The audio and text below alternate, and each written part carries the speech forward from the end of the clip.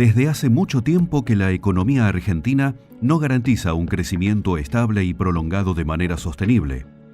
Durante los últimos 40 años, el crecimiento promedio apenas fue del 1,5% anual, pero claramente deficitario para atender deudas sociales históricas o para dar un salto en ciencia y tecnología o para responder a justas demandas sociales y, sobre todo, permita invertir en el capital humano de las nuevas generaciones.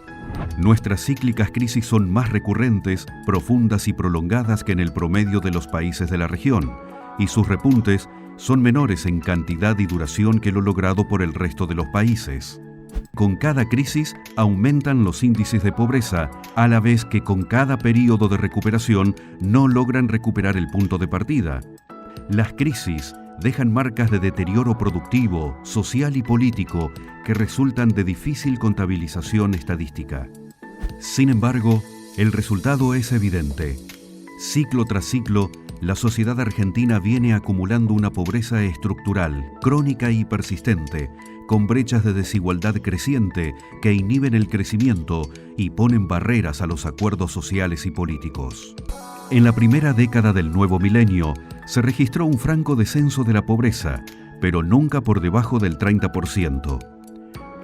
Puesto el foco en la segunda década del nuevo siglo, si bien fue posible alcanzar el 25% de pobreza, tanto en 2011-2012 como en 2017-2018, estas ligeras buenas noticias duraron poco.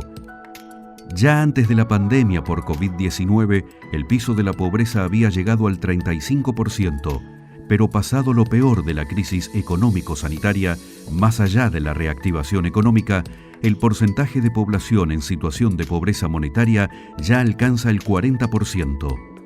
Son sectores de la clase media-baja los que han pasado a conformar una nueva capa de nuevos pobres. En total, ni más ni menos, actualmente alrededor de 17 millones de personas son pobres en la Argentina. En cualquier caso, se evidencia un aumento tanto relativo como absoluto de la población excluida, descartada por una economía de mercado cada vez más concentrada, la cual debe buscar refugio en una economía social de subsistencia. La llamada masa marginal de excluidos, a veces funcionales y otras veces disfuncionales al régimen político. Desde hace mucho tiempo, aunque la economía argentina crezca, no se generan empleos de calidad. Con las recuperaciones parciales de la economía se recupera parte del empleo perdido, pero nuevas capas se refugian en la informalidad. Al mismo tiempo que las remuneraciones reales sufren un continuo deterioro real, esto no solo ocurre por la puja distributiva, sino fundamentalmente a una caída en la productividad media del trabajo. Por lo mismo, si bien la participación de los trabajadores asalariados formales en el ingreso ha tenido y continúa teniendo un peso insuficiente, la evolución de la media de ingresos ya no es representativa de los ingresos reales de los trabajadores. La brecha de ingresos entre los trabajadores de más alta y más baja remuneración más que duplica la brecha de ingresos entre la ganancia media de los empresarios y la remuneración media de los trabajadores asalariados. Frente a la poca creación de más y mejores empleos y la imposibilidad de generar mejores remuneraciones, el gasto en transferencias sociales ha sido el mecanismo por excelencia más eficiente para mantener una relativa paz social. Sin este aumento en el gasto social, la pobreza sería muy superior. El problema de la pobreza ha sido y sigue siendo por la falta de un crecimiento equilibrado y de una política redistributiva fundada en el desarrollo de capacidades productivas en los sectores más rezagados. Para ello, es fundamental no una lluvia de grandes inversiones, aunque obviamente necesarias, sino la multiplicación de pequeñas, medianas y grandes inversiones fundadas en el ahorro nacional, orientadas a ampliar la dotación de capital tanto productivo como humano y la creación de nuevos puestos de trabajo. Nuestro pobre crecimiento ha estado fundado principalmente en el consumo y no en la inversión. Ese financiamiento del consumo ha traído aparejados continuos desequilibrios fiscales o ciclos de endeudamiento internos o externos sin capacidades económicas para cubrir tales deudas. todo lo cual termina derivando en más inflación, inestabilidad monetaria, menor inversión, mayor informalidad laboral y aumento de la pobreza y de la desigualdad social. El resultado es una economía cada vez más heterogénea a nivel productivo, pero también en términos ocupacionales y distributivos en capacidades de ahorro y bienestar. En ese marco, se logra una conveniente paz social que hace posible el funcionamiento de la vida política en general, sin que sus dirigencias se sientan interpeladas por una sociedad que requiere, lo demande o no, un cambio de rumbo más profundo. Las privaciones multidimensionales que combinan la pobreza por ingresos y carencia en cuanto a acceso a derechos sociales fundamentales son una buena medida de la pobre performance alcanzada durante la segunda década de este nuevo siglo y los efectos de sus diferentes crisis. Si en la contabilidad social medimos el acceso a la salud y la alimentación, a la educación, a la vivienda, a los servicios públicos, al trabajo y a un hábitat saludable, entre 2010 y 2022, casi sin cambios relevantes, el 70% de la población ha estado afectado en al menos uno de estos derechos fundamentales, el 48% en al menos dos de ellos y el 30% en tres o más. Pero si a esta contabilidad le sumamos al mismo tiempo la condición de pobreza monetaria, la pobre dinámica social de los últimos años se hace más evidente. Casi el 40% de la población ha pasado a estar afectado por al menos un derecho social fundamental y al mismo tiempo es pobre por ingresos, y casi el 23% de los cuales sufre además tres o más carencias. Y ambos indicadores van en aumento. La contracara de esto es que solo el 30% de la población no es pobre en carencias ni en ingresos, y las brechas se amplían cada vez más. En el medio, un 30% de hogares de clases medias tradicionales o bajas que caen en la pobreza. La misma dinámica se refleja si solo contabilizamos las tasas de indigencia y de pobreza monetaria. Según la encuesta de la Deuda Social Argentina, actualmente 43,1% de pobres por ingresos y 8,1% de indigentes. En 10 años ha crecido en más de 15 puntos porcentuales la pobreza. ¿Quiénes son estos nuevos pobres? Clases trabajadoras de sectores medios y populares, vulnerables a las crisis, a la falta de trabajo y a la inflación. Ahora bien, a pesar de los desequilibrios macroeconómicos y la creciente inflación, la pobreza parece haberse estabilizado e incluso la indigencia ha logrado retroceder. El crecimiento económico, las exportaciones y la existencia de un sistema productivo resiliente, aunque con mayores desigualdades estructurales, hace posible sostener el nivel de empleo y la demanda interna en los sectores integrados.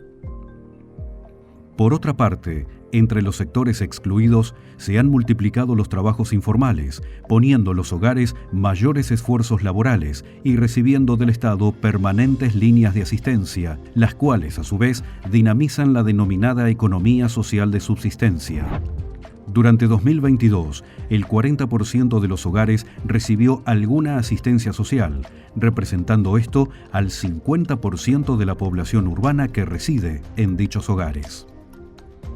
Sin estas asistencias, la tasa de indigencia habría alcanzado en vez de 8% a casi el 20% de la población y la tasa de pobreza en vez del 43% al 50%.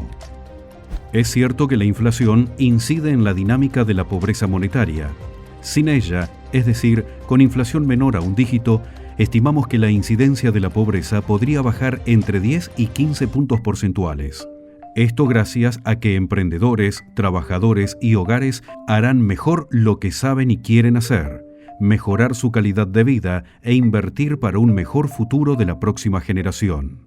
Tanto la inflación como el aumento de la pobreza son emergentes de problemas mucho más cruciales. No es el aumento de los precios, sino la no creación de nuevos empleos, el deterioro de los existentes y la caída de las remuneraciones, lo que genera estos desequilibrios. Y esto no solo por la puja distributiva en un contexto inflacionario, sino debido a la falta de inversiones que multipliquen la demanda de empleos. algo que solo podría lograr la pequeña y mediana empresa, pero que hoy por hoy no parece incentivada a ello. De ahí que la demanda agregada de trabajo deviene de los trabajos que sí logra autogenerar economía informal de subsistencia o la llamada economía social, de baja productividad económica, pero de alta productividad social. Al analizar la composición de la población económicamente activa durante el período 2010-2022, es evidente que no solo el sistema productivo es altamente heterogéneo, sino también la estructura social de trabajo. La participación de la suma del desempleo y las subocupaciones de indigencia vienen subiendo casi ininterrumpidamente, alcanzando este año al 32% de la población económicamente activa. Si a ellos le sumamos los trabajos regulares pero precarizados, 28%, la suma de los problemas de empleo alcanza al 60% de la fuerza de trabajo, 12 millones de trabajadores. Solo el 40% de la misma cuenta con un trabajo decente o digno, sea trabajador a través de un empleo asalariado o no asalariado. Obviamente, esta segmentación se vincula estrechamente con la pobreza crónica y su aumento en el tiempo. En los hogares pobres, menos de 2 de cada 10 trabajadores logran acceder a un empleo pleno, mientras que en los hogares no pobres, aunque en descenso, más de 5 de cada 10 trabajadores lo logra.